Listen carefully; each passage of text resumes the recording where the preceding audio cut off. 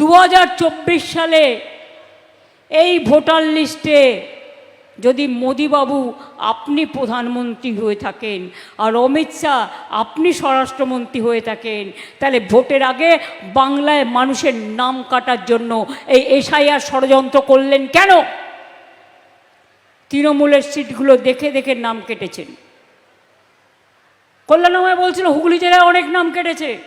আমরা শুধু হুগলি জেলায়, উত্তর 24 পরগনা, দক্ষিণ 24 পরগনা, খোদ কলকাতায় আমার ভবানীপুর কেন্দ্রে আগে কেটেছিল 48,000, মাত্র 2,51,000 ভোটার ছিল।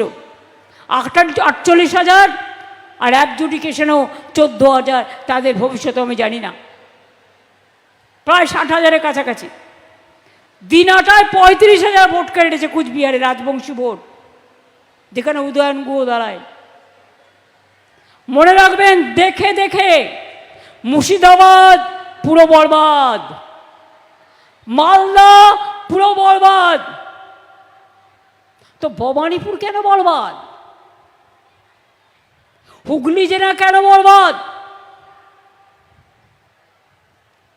24 পরগনা কেন বরবাদ? উত্তর দিনাজপুর কেন বরবাদ? জিজ্ঞেস করুন। মানুষের নাম কেটে ভোটার বাদ দিয়ে জোর করে ইলেকশন জেতার যারা পরিকল্পনা করে